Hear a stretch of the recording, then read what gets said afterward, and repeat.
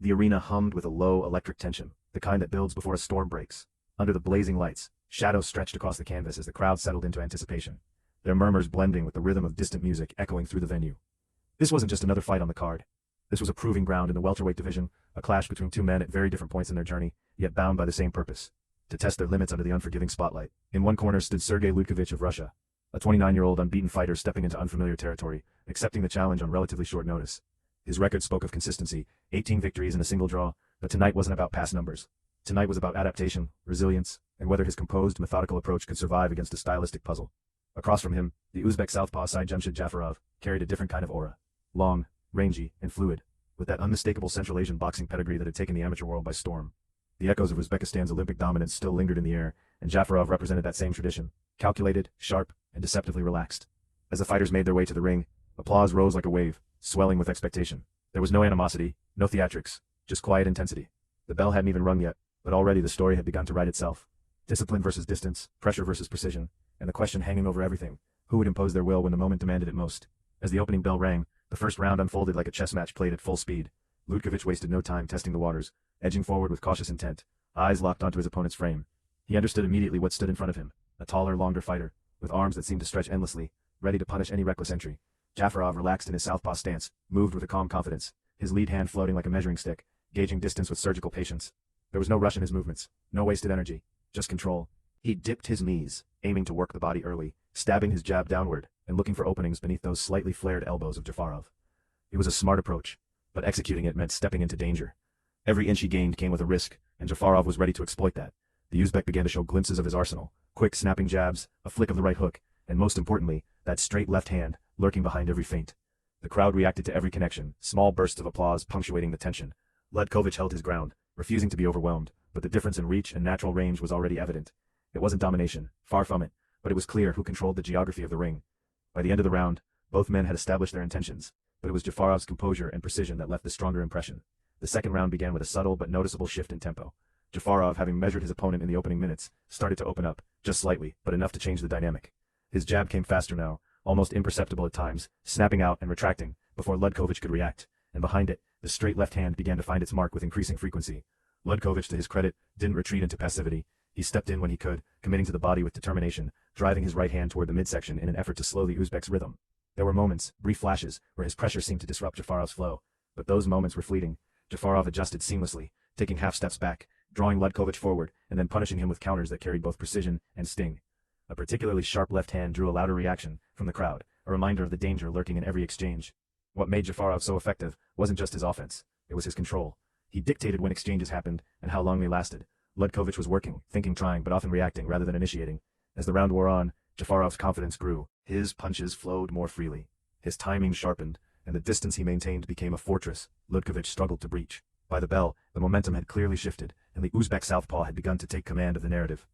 By the third round, the fight had settled into a pattern, but within that pattern, the intensity quietly escalated. Jafarov's left hand, once a probing weapon, had now become the centerpiece of his offense. It came straight, it came looping, it came disguised behind feints, and each variation carried its own threat.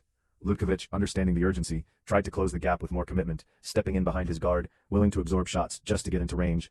It was a dangerous gamble, and one that tested both his chin and his resolve. There were moments where he managed to land, particularly to the body, but they were overshadowed by the consistency of Jafarov's scoring blows. A clean straight left snapped Ludkovich's head back, drawing a collective gasp from the audience. Another followed soon after, slightly arcing around the guard, evidence of Jafarov's growing confidence and adaptability. Yet what stood out most was Ludkovich's composure. He didn't panic. He didn't abandon his structure. Even as he found himself on the receiving end of increasingly sharp counters, he remained disciplined, searching for solutions, rather than succumbing to frustration. It was the mark of a seasoned fighter, but also a reminder of the challenge he faced. Jafarov wasn't overwhelming him with volume. He was outthinking him, outpositioning him, and gradually asserting control. As the round closed, the balance of the fight leaned more clearly in one direction, not through dominance, but through consistency and precision. The fourth round carried with it a quiet realization, one that both fighters seemed to understand, even if it was never spoken. For Ludkovich, time was beginning to slip away. For Jafarov, control needed to be maintained, not forced. The Uzbek continued his measured approach, landing clean left hands at intervals that were just frequent enough to keep him ahead, but not reckless enough to expose himself. Ludkovich, still determined, tried to adjust. He varied his entry, dipped lower, attempted to come in at angles, but the result remained largely the same. Jafarov's reach and timing acted as a barrier, intercepting him before he could establish meaningful offense. There were moments on the inside where Ludkovich managed to land short hooks, cuffing shots that showed his grit. but they lacked the impact needed to shift momentum. Meanwhile, Jafarov's shots, though not always thrown in volume, carried clarity, each one visible, each one scoring. The crowd appreciated the effort from both men, applause breaking out for exchanges that hinted at something more dramatic. But the drama never fully erupted. Instead, the fight simmered, controlled by Jafarov's calm execution. Ludkovich remained competitive, never outclassed, never overwhelmed, but increasingly second best. As the bell rang, signaling the end of the fourth, the path to victory for the Russian had narrowed significantly. He needed something big, something decisive. But against a fighter as composed as Jafarov, opportunities like that were rare.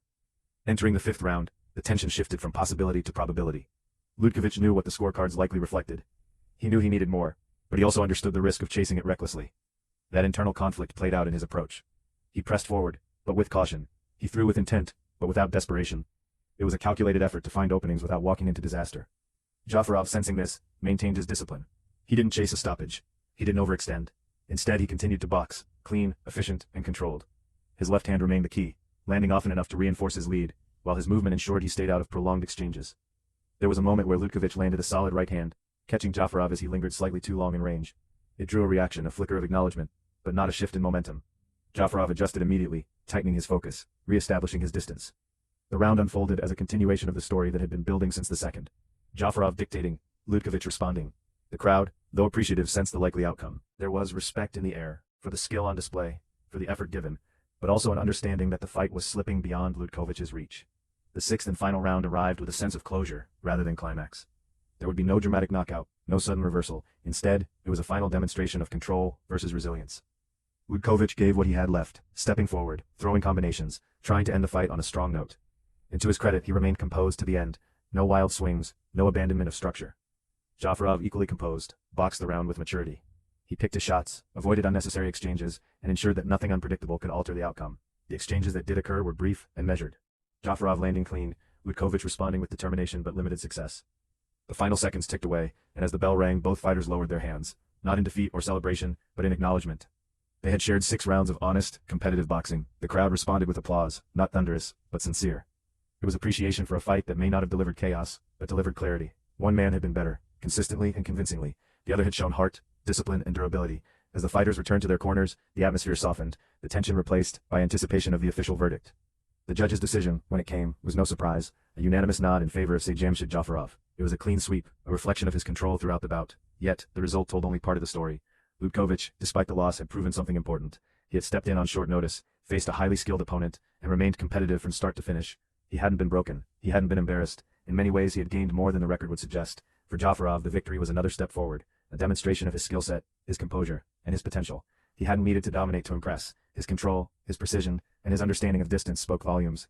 As he stood in the ring, hand raised, there was no excessive celebration, the kind that suggests a fighter who knows exactly where he's going. And as the lights dimmed slightly, and the crowd began to shift their focus to the next bout, the story of this fight lingered in the air. It was a contest defined not by violence, but by skill, not by chaos, but by control. In the welterweight division, where speed, precision, and intelligence often outweigh brute force, Saidjamshid Jafarov had shown exactly what makes a modern Southpaw so dangerous. And Sergei Ludkovich in defeat had shown the value of resilience, the ability to stand, adapt, and endure even when the odds tilt against you.